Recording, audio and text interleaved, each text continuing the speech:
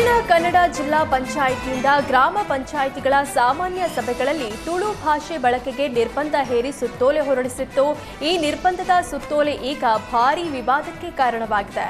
ದಕ್ಷಿಣ ಕನ್ನಡ ಜಿಲ್ಲೆಯ ಎಲ್ಲಾ ತಾಲೂಕು ಪಂಚಾಯಿತಿ ಕಾರ್ಯನಿರ್ವಹಣಾ ಅಧಿಕಾರಿಗಳಿಗೆ ಪಂಚಾಯಿತಿ ಮುಖ್ಯ ಕಾರ್ಯನಿರ್ವಹಣಾ ಅಧಿಕಾರಿ ಆದೇಶ ರವಾನಿಸಿದ್ರು. ಕಾರ್ಕಳ ಯಶಸ್ವಿ ನಾಗರಿಕ ಸೇವಾ ಸಂಘದ ಮುರಳೀಧರ್ ಎಂಬವರು ಗ್ರಾಮ ಪಂಚಾಯಿತಿ ಸಾಮಾನ್ಯ ಸಭೆಗಳಲ್ಲಿ ಅಧಿಕಾರಿ ಮತ್ತು ಜನಪ್ರತಿನಿಧಿಗಳು ತುಳು ಭಾಷೆ ಬಳಕೆ ಮಾಡುತ್ತಿದ್ದಾರೆ. ಆದರೆ ಸಭೆಯಲ್ಲಿ ಕನ್ನಡ ಭಾಷೆಗೆ ಪ್ರಾಮುಖ್ಯತೆ ನೀಡಲು ಪಂಚಾಯಿತಿ ಪಿಡಿಒಗಳು ನಿರ್ದೇಶನ ನೀಡಬೇಕು ಅಂತ ದೂರು ನೀಡಿದ್ರು. ದೂರಿನ ಬೆನ್ನಲ್ಲೇ ಜಿಲ್ಲಾ ಪಂಚಾಯತ್ ಮುಖ್ಯ ಕಾರ್ಯನಿರ್ವಹಣಾ ಅಧಿಕಾರಿ ತಾಲೂಕು ಪಂಚಾಯಿತಿಗಳಿಗೆ ಸೂಚನೆ ನೀಡಿದ್ರು. ಇದು ಮಂಗಳೂರಲ್ಲಿ ಭಾರೀ ವಿರೋಧ ಸೃಷ್ಟಿಸಿದೆ. ತುಳು ಸಂಘಟನೆಗಳಿಂದ ಜಿಲ್ಲಾ ಪಂಚಾಯಿತಿ ಮುಖ್ಯ ಕಾರ್ಯನಿರ್ವಹಣಾ ಅಧಿಕಾರಿ ಭೇಟಿ ಬೆನ್ನಲ್ಲೇ ಈ ಆದೇಶ ವಾಪಸ್ ಪಡೆಯಲಾಗಿದೆ. ಸಾಮಾನ್ಯ ಸಭೆಗಳಲ್ಲಿ ತುಳು ಭಾಷೆಗೆ ನಿರ್ಬಂಧವಿಲ್ಲ ಅಂತ ಆದೇಶಿಸಲಾಗಿದೆ.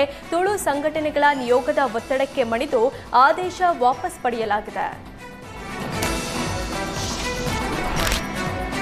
ಧಾರವಾಡ ಜಿಲ್ಲೆಯಲ್ಲಿ ಪೊಲೀಸರು ಭರ್ಜರಿ ಕಾರ್ಯಾಚರಣೆ ನಡೆಸಿದ್ದಾರೆ. ಮನೆ ಕಳ್ಳತನ ಮಾಡುತ್ತಿದ್ದ 6 ಆರೋಪಿಗಳನ್ನು ಪೊಲೀಸರು ಬಂಧಿಸಿದ್ದಾರೆ. ಧಾರವಾಡ ಜಿಲ್ಲೆಯ ನವಲಗುಂದ, ಬೆಳಗಾವಿ ಜಿಲ್ಲೆಯ ಸವದತ್ತಿ ಸೇರಿ ಹಲವು ಕಡೆ ಕಳ್ಳತನ ನಡೆದಿತ್ತು.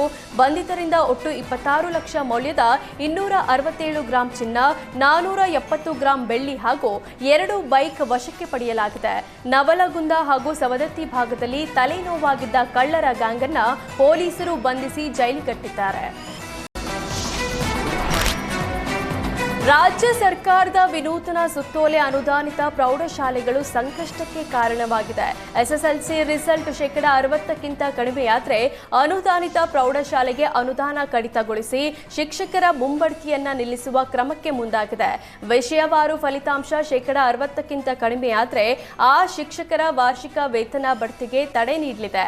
ಹಾಗೂ 5 ವರ್ಷ 50% ಕಡಿಮೆ ರಿಸಲ್ಟ್ ಬಂದರೆ ಅಂತಹ ಅನುದಾನಿತ ಶಾಲೆಗೆ ಬರುವ ಅನುದಾನ ನಿಲ್ಲಿಸುವ ನಿರ್ದೇಶನ ಹೊರಡಿಸಲಾಗಿದೆ.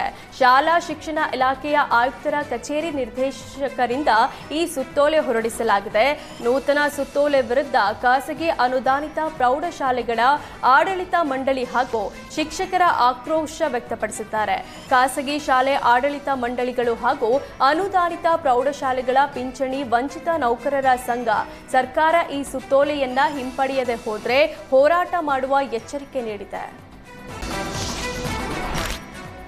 ರಾಜ್ಯದಲ್ಲಿ ಮುಂಗಾರು ಮಳೆ ಅಬ್ಬರ ಜೋರಾಗ್ತಿದೆ. ಆದರೆ ಕೋಟೆನಾಡು ಚಿತ್ರದುರ್ಗದ ಹಲವೆಡೆ ಇನ್ನೂ ವರುಣ ಕೃಪೆ ತೋರಿಲ್ಲ. ಹೀಗಾಗಿ ಹಿರಿಯೂರು ತಾಲೂಕಿನ ದಿಂಡಾವರ ಗ್ರಾಮದಲ್ಲಿ ಮಳೆಗಾಗಿ ರೈತರು ವಿಶೇಷ ಆಚರಣೆಗೆ ಮುಂದಾಗಿದ್ದಾರೆ. ದಿಂಡಾವರ ಗ್ರಾಮದ ಅನ್ನದಾತರು ಕತ್ತೆಗಳ ಮದುವೆ ಮಾಡಿ ಉತ್ತಮ ಮಳೆಯಾಗುವಂತೆ ವರುಣ ದೇವನಿಗೆ ಪ್ರಾರ್ಥನೆ ಸಲ್ಲಿಸಿದ್ದಾರೆ.